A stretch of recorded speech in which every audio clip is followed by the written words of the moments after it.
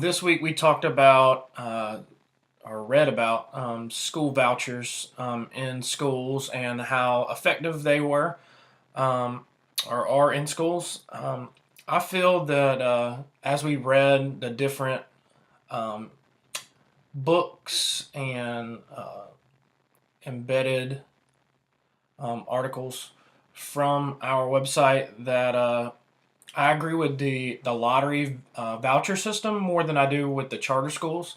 Um, and I'll try not to be as biased as I could be, because I'm a big supporter of public education, coming from that, and being in that my whole life and seeing people become successful from public education, that I'm friends with, from various communities that I worked in. um, I just think that we need to do what we can to try to support that and support teachers, and just make students as successful as possible.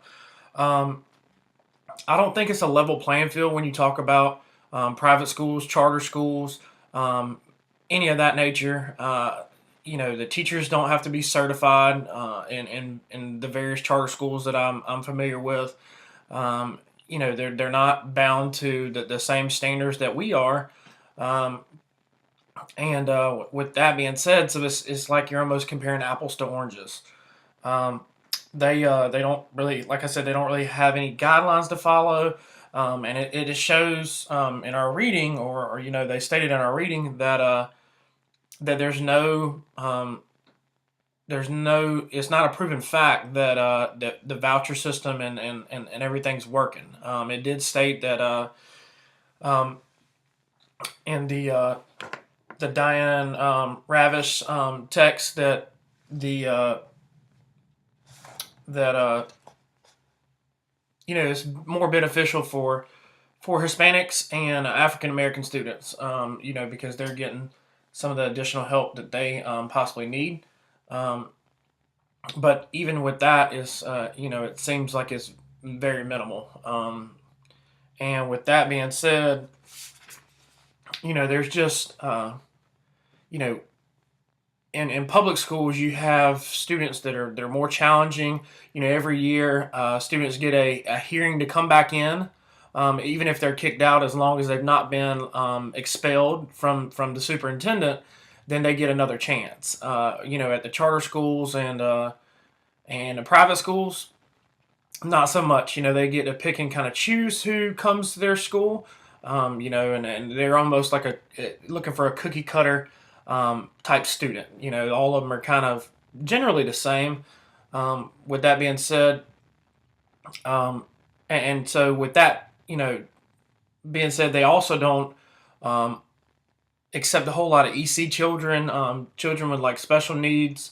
They don't have the resources for it, so all those students are coming to public schools. Um, and I can speak from experience. Our high school has the largest EC population in the county as far as high schools. So a lot of our time and resources are actually going towards that area. Where whether it's a admin getting called down there, or extra TAs, and the that are assigned to that area.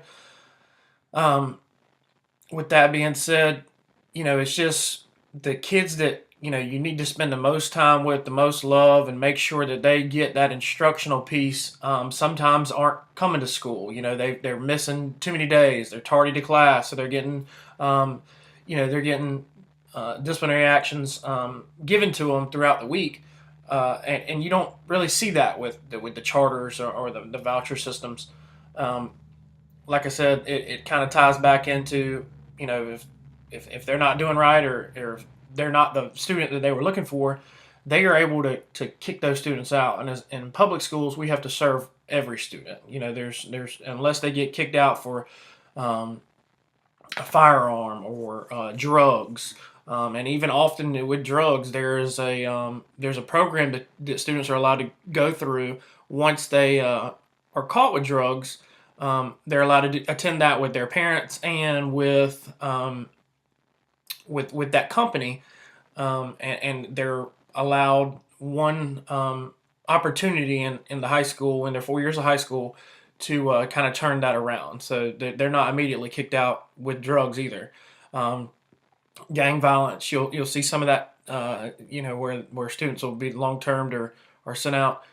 We have to send them out, and then once if they do something extensive enough, they will be allowed to come back as long as they don't have any pending felony charges.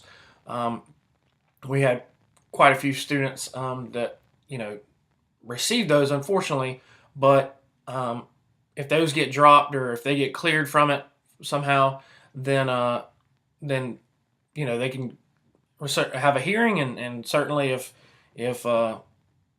it's fit for them to be back at our school, then they attend our school.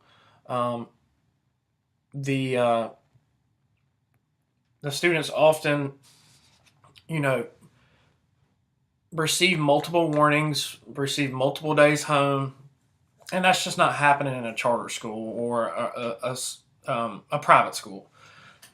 They can kind of pick and choose, like I said, and so a lot of times, those students will possibly be kicked out and sent right back to us if they go to one of those schools, and they cause a disruption, get in trouble quite frequently. So, those students, we're meeting the needs of those students.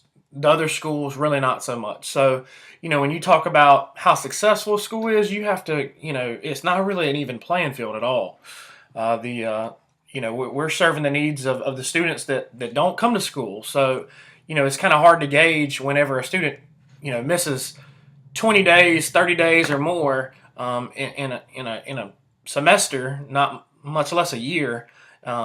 It's not the same, because those students would never make it at a private or a charter school. That they would find some way to possibly remove them from the school, because they don't want their numbers looking bad as far as their possibly their graduation rate,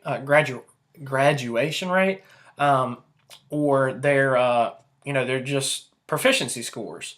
And so saying that it's frustrating, because students are going over there and they think the grass is greener on the other side. And from my experience and the ones in my local town, you see a flight over as soon as they find out about it. But then, because the classroom sizes are smaller, but then you see that the facilities aren't there like they are in public schools generally, and then the instruction isn't all what it's cracked up to be either. Teachers can have a degree in any area, and basically teach anything. It's they're not really specialized degrees for certain areas, like they are in public schools, where we have like a lateral entry system.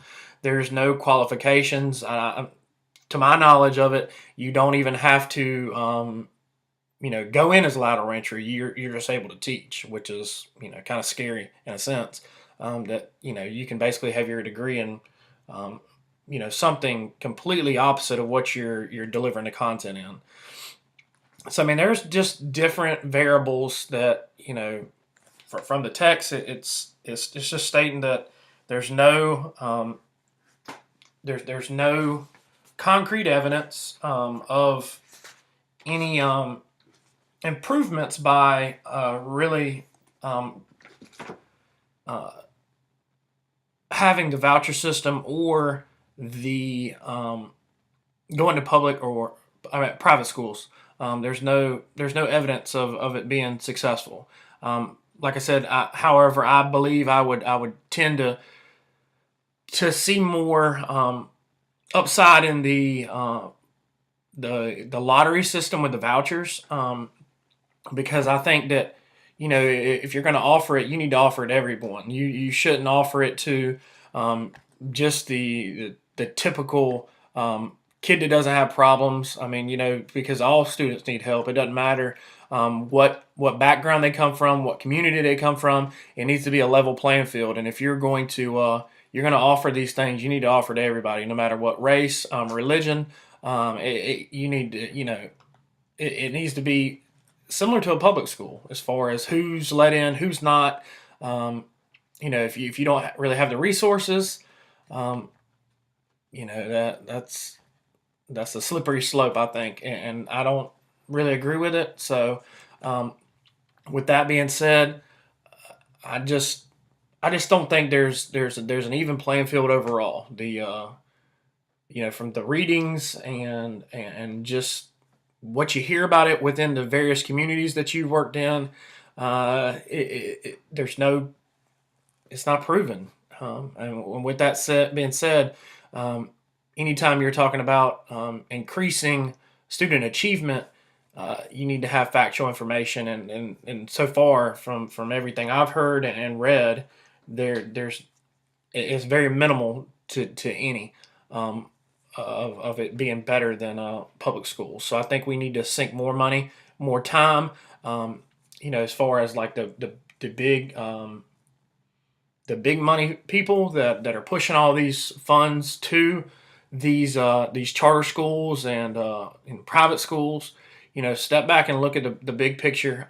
You're not working with a certain population or just intelligent people in this world. You're working with everyone. You're having to interact with people of all walks of life, all backgrounds, and I feel like that's how school should be. It shouldn't be one of those things where you're just kind of basically going to school with a certain type of student. You should be well rounded. You should be able to communicate, interact with everyone. That's what makes the United States so great. Is that you know, we have a diverse population, and I feel like that's how our school system should be.